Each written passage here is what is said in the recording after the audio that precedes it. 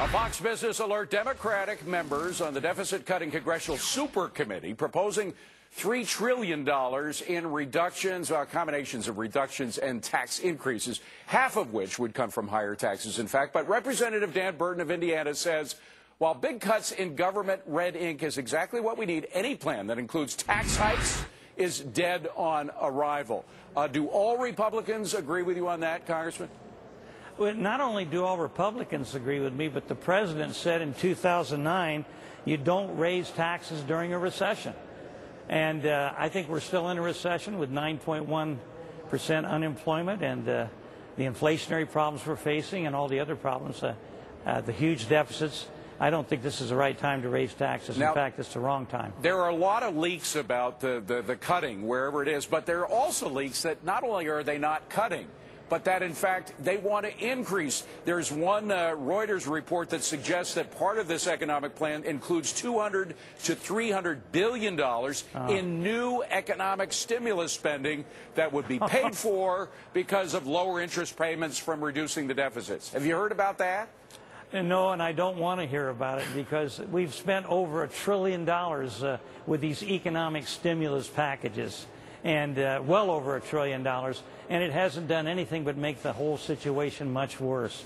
So we don't need to be spending another $300 or $400 billion on stimulus because it hasn't worked in the past. It won't work in the future. What we need to do is cut regulation so business can prosper and get the job done, cut taxes, and cut spending. If we do those three things and encourage business to flourish, we'll create jobs. There's a lot of people that want to provide jobs right now, but with Obamacare and these other things, they're scared to death. Well, the other thing about the spending cuts, so-called, is that they're not real cuts anyway. What they are is they're cuts in the rates of increase, which is not a genuine cut, is it? No, it's not. No, it's not. And we need to do what Ronald Reagan did. We need to come in and really cut taxes to stimulate economic growth. They said that when Reagan did it, they said it was the wrong thing to do. He should have raised taxes.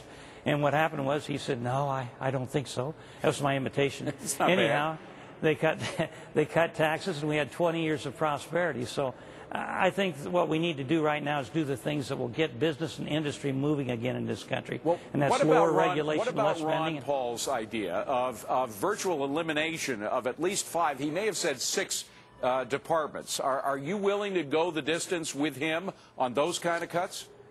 Yes, I sure am. There's a number of departments that have not really accomplished a great deal.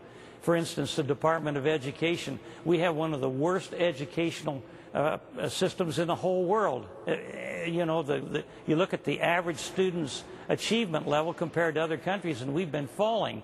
And the Department of Education here in Washington is really not contributing anything to the solution.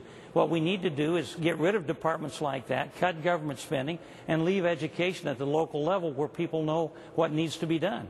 It sounds to me like no matter what the super committee comes up with, if they come up with something like we've been hearing, it's dead on arrival. Is that right?